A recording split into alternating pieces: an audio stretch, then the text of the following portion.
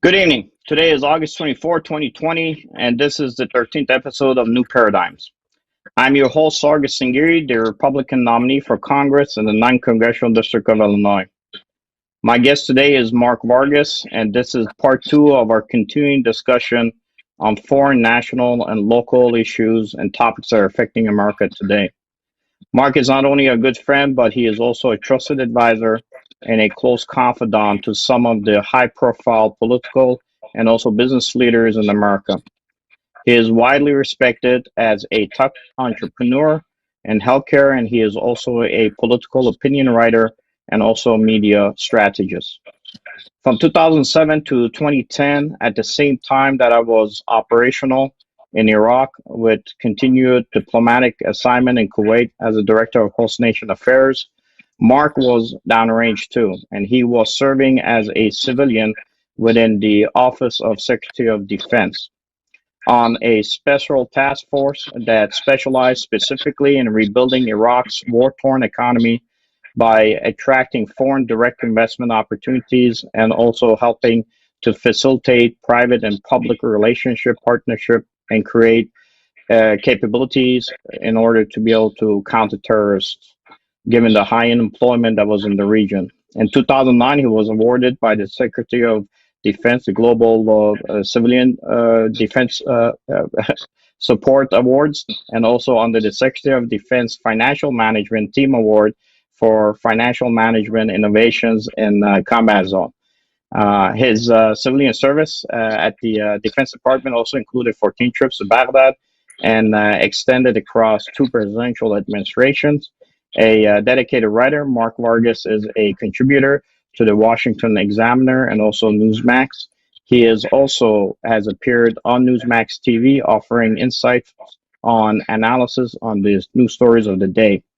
Mark, again, it's a pleasure to have you here, and I'm looking forward to our discussion. But before we begin, I do want to make sure that our audience are introduced to you through a video that we're going to show them right now. Since I graduated Judson in 2004, I moved to Washington, D.C., and I actually got a job at the Pentagon working for the Secretary of Defense. Washington is a special place and allows you to really expand your network. And through my work as a consultant, a political advisor, I've been able to meet a lot of powerful and influential people. I want to bring them right back to where it all started for me, Judson University.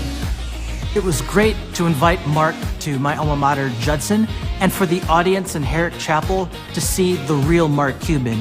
He has a great sense of humor, but he can also be serious at the same time. We've been friends for the last couple of years, and so I forget that he's Mark Cuban, and we just have this normal conversation between two friends. One of the things that I'm passionate about and I love about this new speaker series is that all proceeds fund diversity and entrepreneurship scholarships for students right here at Judson. I look forward to coming back with another powerful and influential person, and after Mark Cuban, you never know who it might be.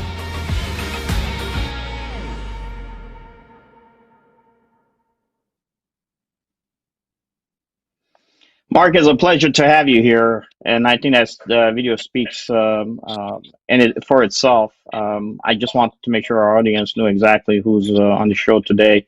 Mark, tell us a little bit about the experience that you had downrange with members of the military, and also your time with the Secretary of Defense specifically. Well, first of all, it's great to be back on your show, and thank you for your service, Sargis, to your dedicated and selfless service to our country, certainly during a time of war. I had never served in the military before, but I knew that on September 11th, 2001, which was my lightning bolt moment, when my mother called my dorm room and said, "Turn on the television," I stumbled into the main TV area to see the second plane flying to the World Trade Towers. And at that moment, my first reaction was, I'm going to do something about this. And so my life had purpose and direction and meaning starting on September 11th, 2001. And fast forward, I find myself at the Pentagon interviewing for a job to join the staff of Secretary of Defense Robert Gates. And they asked me essentially one question: you know where you're going, which was Iraq. Why? And I believe that this was a question that I've been preparing since that day at Judson University on September 11th. And without hesitation, I said, I believe that we're waging the battle of my generation in the Middle East, and particularly in Iraq. And one day I want to look back and say that I was a small link in bringing stability to a war-torn country. And so I took a total of 14 deployments as a civilian between 2000 and 2007 and 2010. And so our job was really simple. I was embedded with General Petraeus when he was the commanding general. And there's a direct correlation between high unemployment and violence. And our job was to put Iraqis back to work because they didn't want to be shooting and on the streets and their jobs. And they had lost their jobs because of Paul Bremer and the Coalition Provisional Authority days, CPA days. And so we discovered very quickly that when you reopened factories in particular communities, that the levels of violence would decrease. And, unemployment, as you know, in Iraq was over 60%.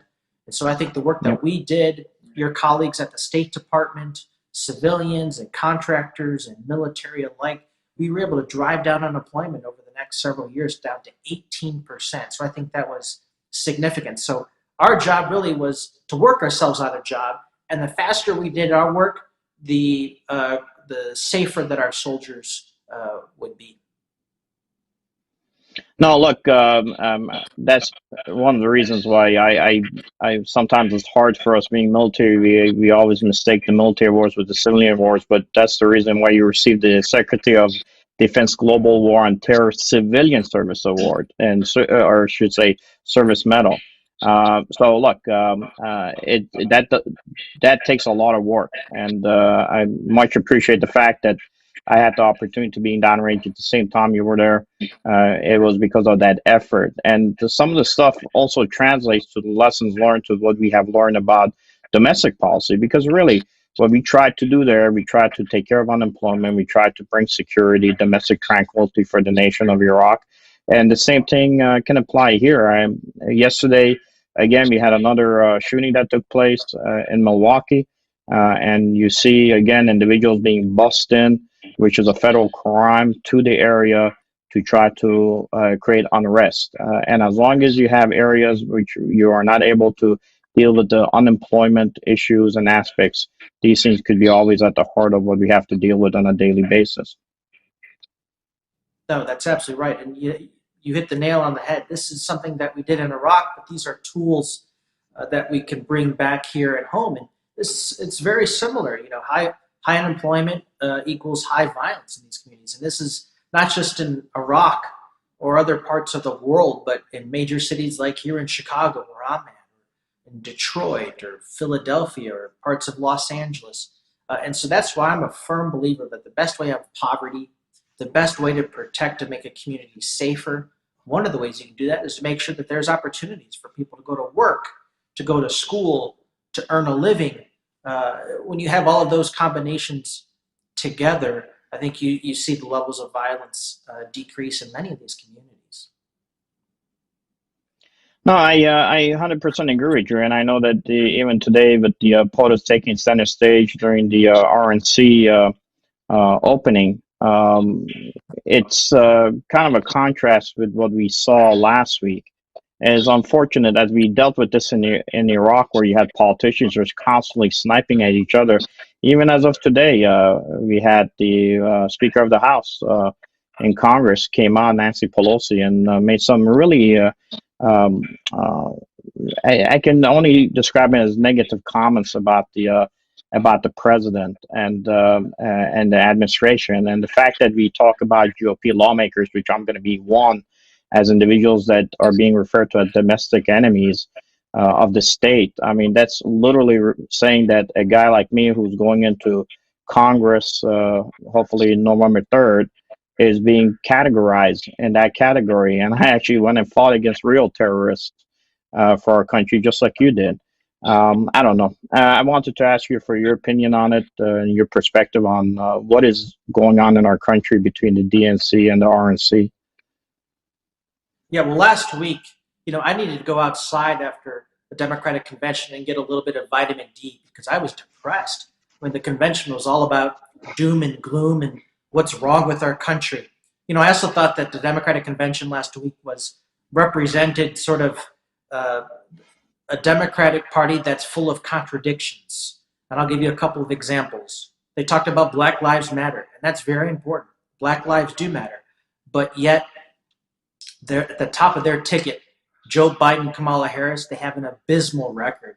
In fact, there's probably no two people in the country who have contributed more to the mass incarceration of Black men and women in America, to draconian sentences, nonviolent first-time offenders getting 20, 30, 40-year prison sentences. Again, most of these are Black men and Black women. So there are no two bigger offenders in the country than Joe Biden and Kamala Harris. Yet they talk about Black Lives Matter and social justice, an absolute contradiction.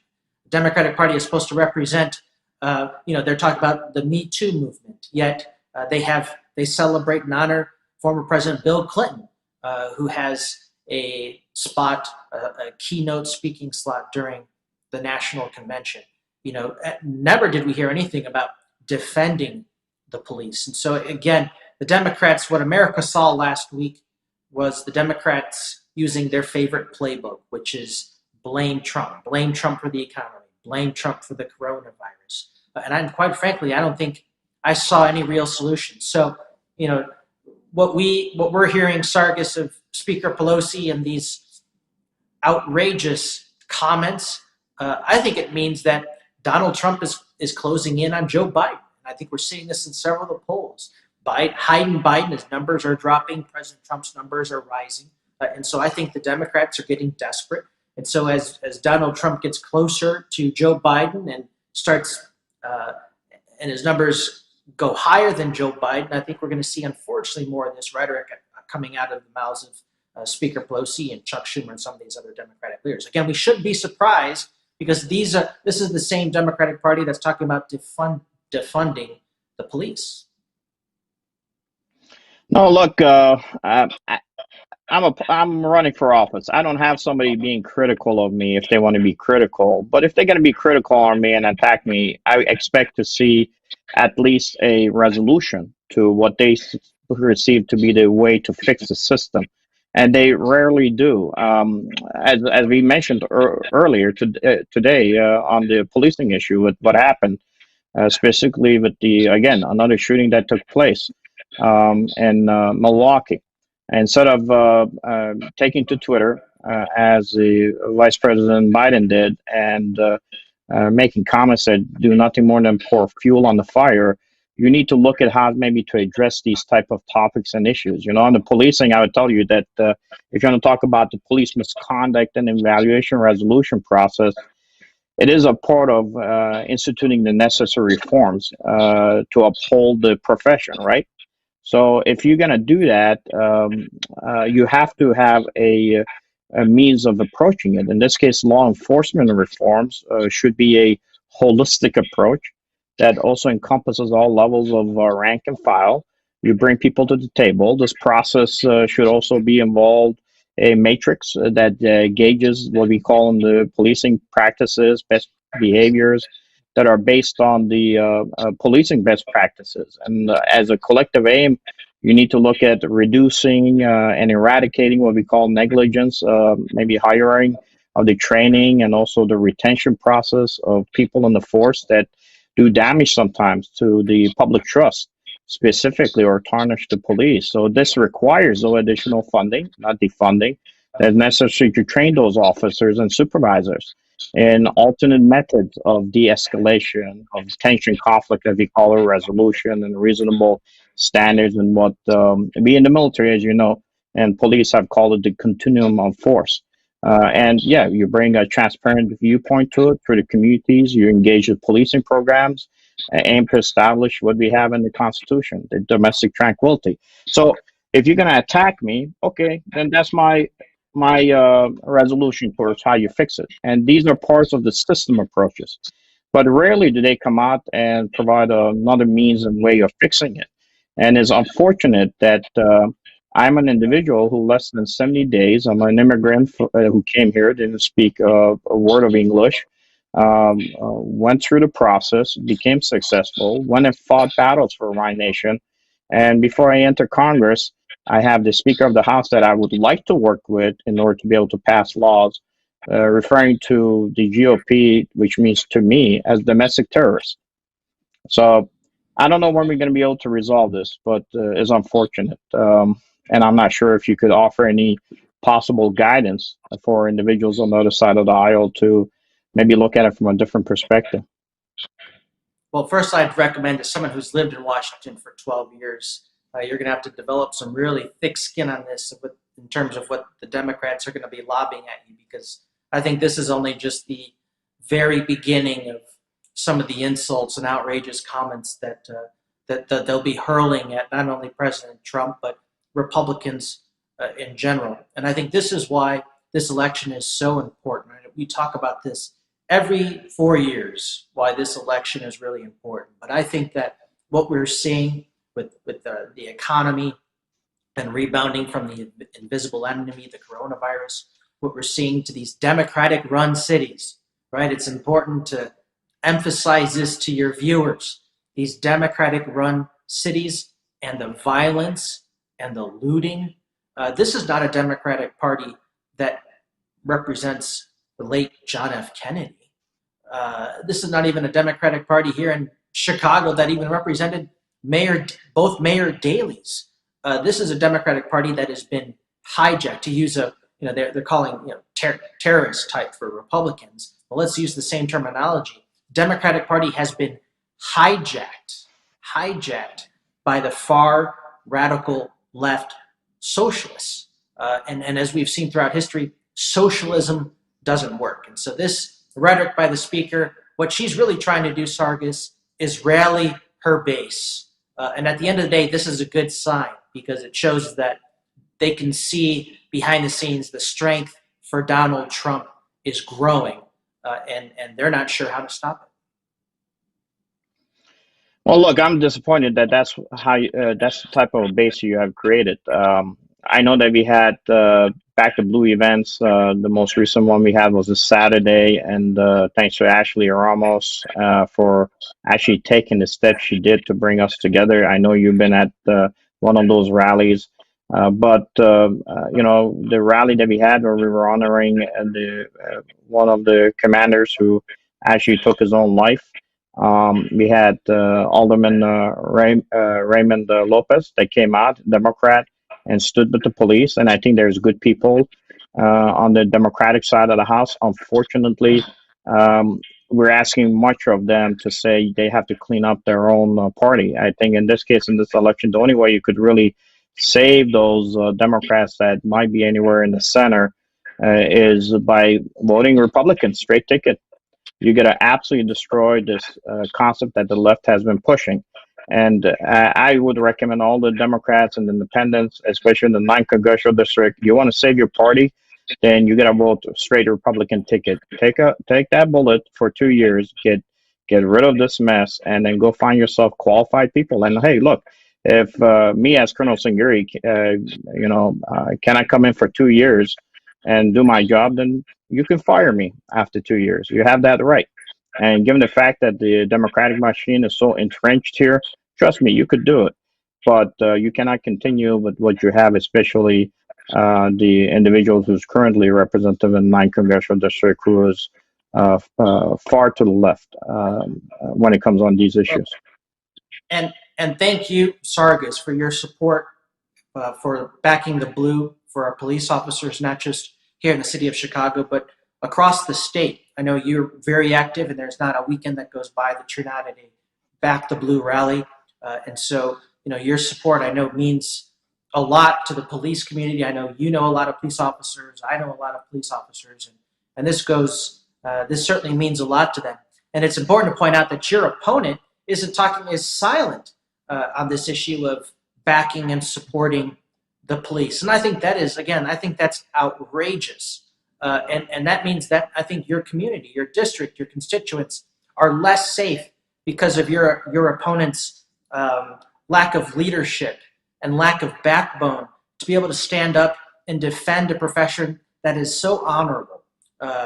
public servants like police officers and firefighters and EMTs and certainly our military. So I think it's outrageous that your opponent has been silent at a time when we need leadership, and you're standing up. And so thank you for doing that.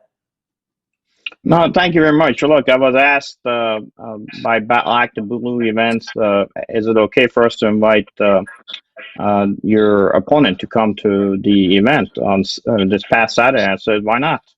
And I said, if she does come, then receive her with respect and let her stand with the police. But she chose not to.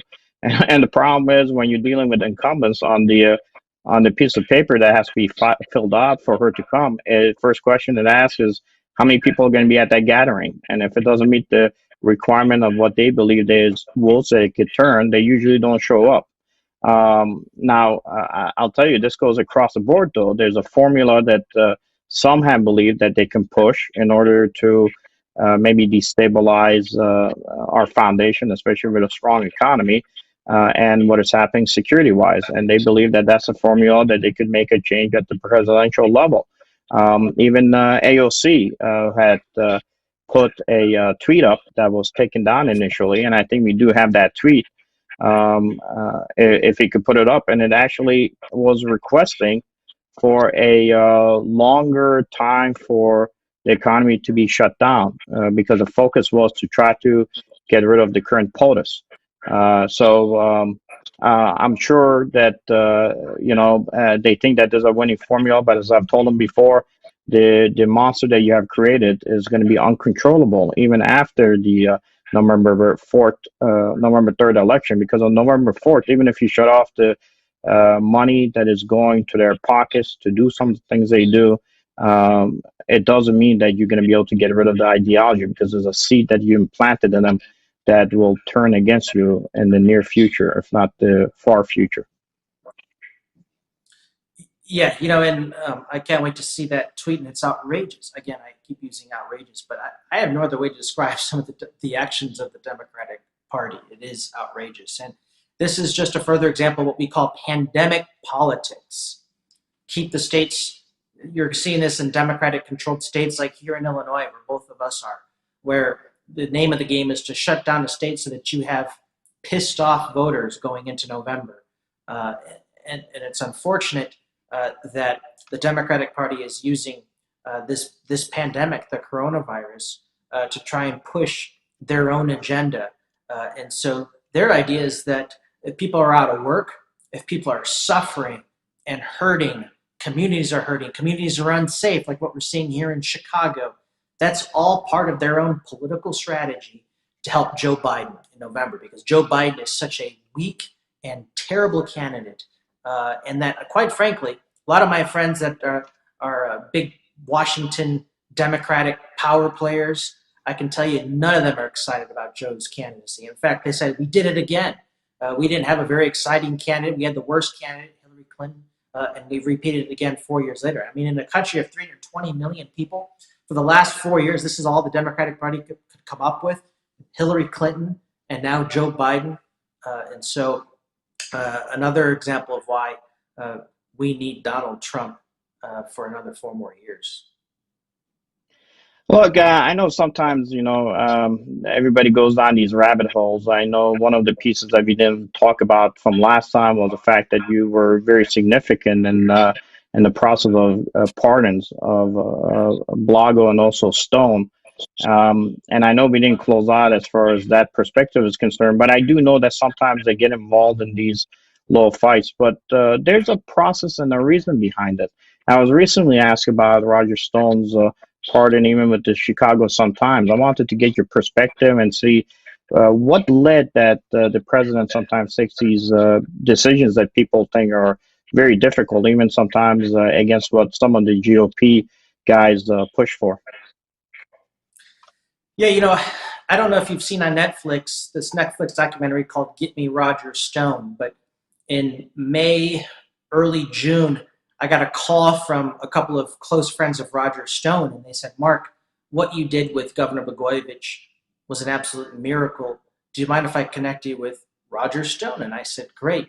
And so as Roger calls me the next day, and it was funny because in my mind I was thinking, this is the guy, get me Roger Stone for the last 4 decades, and now he's asking, get me Mark Vargas. And so I worked with Bernie Carrick, very dear friend of mine. The two of us advised Roger and his legal team on the commutation. But listen, the president he's been very clear on this. This Russia hoax, this investigation that never should have started, was nothing more than partisan political hacks within going all the way into the Oval Office with the president himself and Susan Rice and John Brennan and Jim Comey cooked up this idea to try and dethrone and illegally remove the president of the United States. And so this investigation never should have taken place. And at the end, $25 million in 2.5 years, Sargis, what did they come up with? Absolutely nothing. And so Roger Stone's crime was being friends with Donald Trump. And so they wanted him to lie and cheat and manipulate to say that Donald Trump said things that he never did.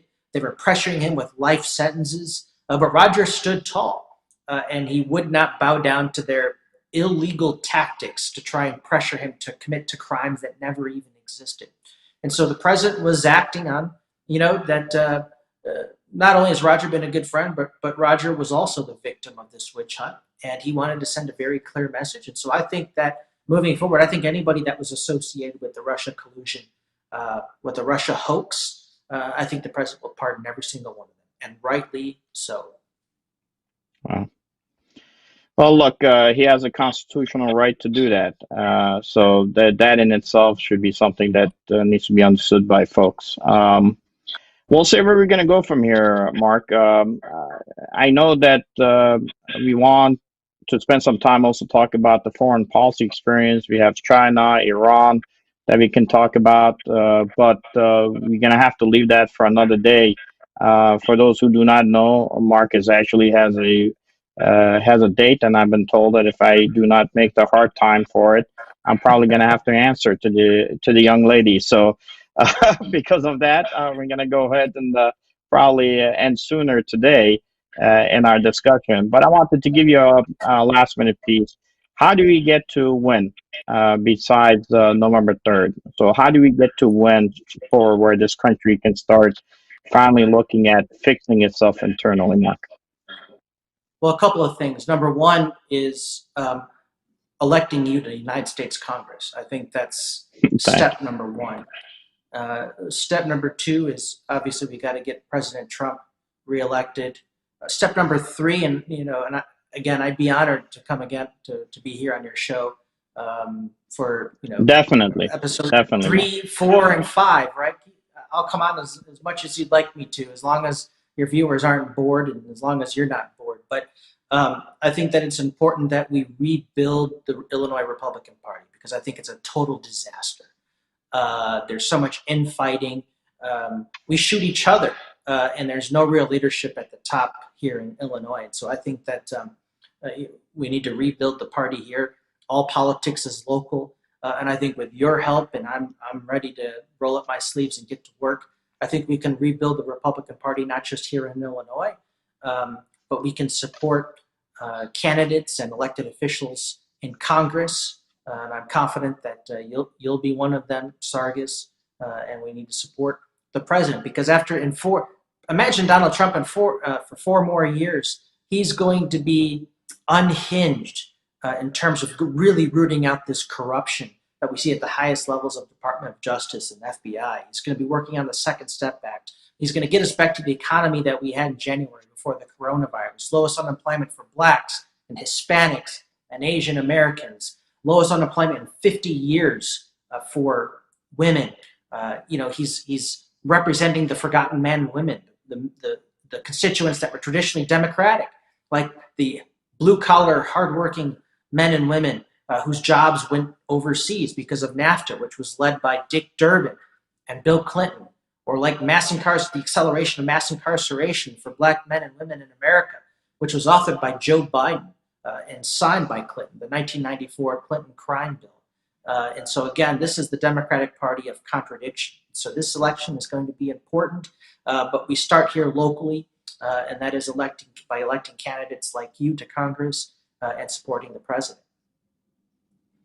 No, thank you very much, Mark. As I've said before, if even the president gets elected and he's there by himself with the same cast of characters, we say in the military, might as well be pissing in the wind. And again, as we referred earlier to that AOC tweet, where she wanted to make sure that the economy was shut down, and we weren't able to get anything done with it because they think that if we can hurt the economy, then that's one of the trigger points that you could oust the president or sitting president. And unfortunately, I hope that that doesn't happen.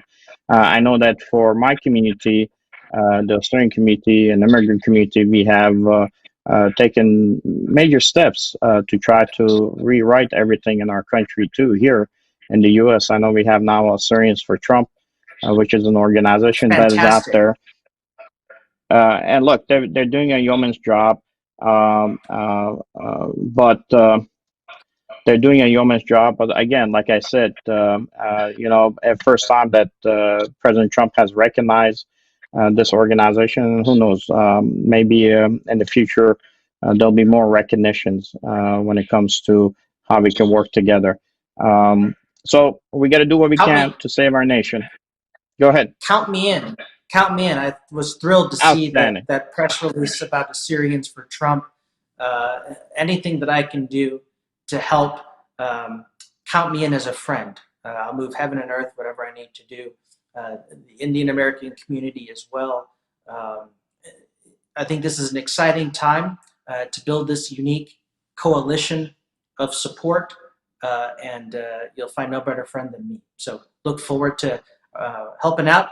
Look forward to joining you on this program again soon so we can talk about some foreign policy issues. There's a lot going on in terms of foreign policy. We may have to dedicate maybe 2 episodes to that, but count me in.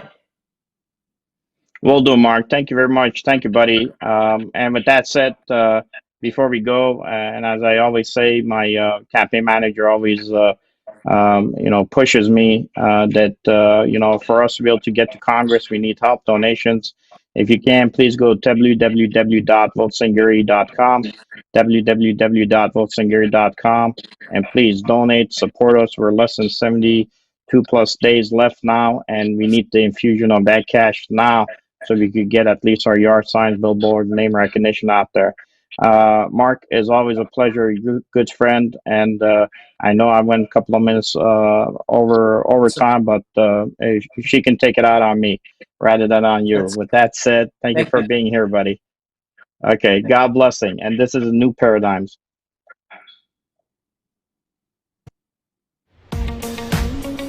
Since I graduated Judson in 2004, I moved to Washington, D.C., and I actually got a job at the Pentagon working for the Secretary of Defense.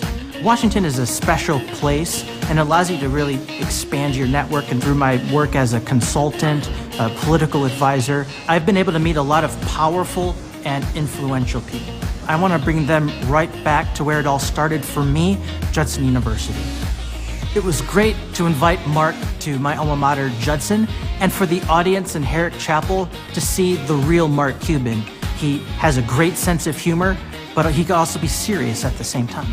We've been friends for the last couple of years, and so I forget that he's Mark Cuban, and we just have this normal conversation between two friends. One of the things that I'm passionate about and I love about this new speaker series is that all proceeds fund diversity and entrepreneurship scholarships for students right here at Judson.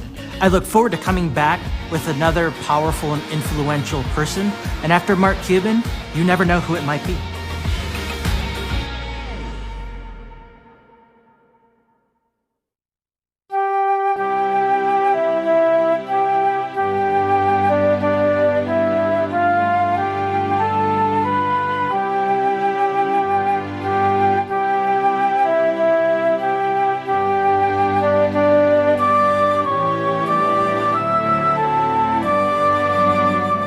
The founders of this nation did not create a land of opportunity by growing government. They did it by reducing its powers, particularly when the government of the King of England did not provide them with representation. The U in the United States originally was not capitalized, but the S in the states was, meaning that the states were like semi-sovereign nations. Governance was more local and solutions were often more interpersonal rather than political.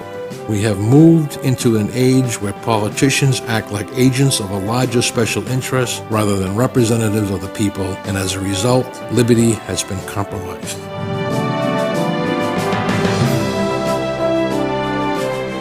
With your help, Lieutenant Colonel Sangari can fight this corruption and end this Middle Eastern non-democratic mentality of keeping an official in his or her seat for life, or replacing them by their own hand, pick subservient, and finally start focusing on collective American effort on actually representing the needs of all the constituents in the 9th Congressional District, including Democratic and Independent Americans, for our benefit, and not to advance the position of a single political party or person in our America again, advocating for honoring and empowering the American dream for all.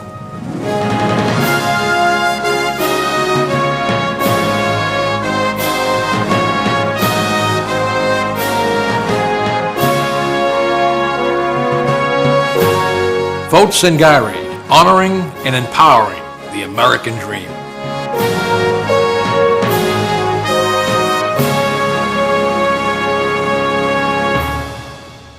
I am Sargis Sangari, and I approve this message.